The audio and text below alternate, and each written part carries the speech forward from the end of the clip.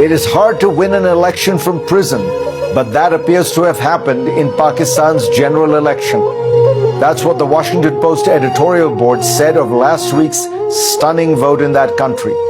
Candidates linked to Imran Khan, the former prime minister, won the most seats in Pakistan's parliament. This is true even though his party was all but dismantled and its symbol, a cricket bat, banned in a country where more than a third of the population is illiterate.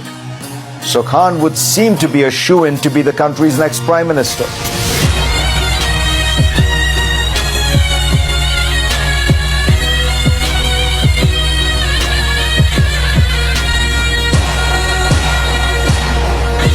मैं जब तक जिंदा हूं, मैं जब तक तुम्हारा इत्तेसाफ नहीं होगा, मैं तुम्हारा पीछा नहीं छोड़ूंगा।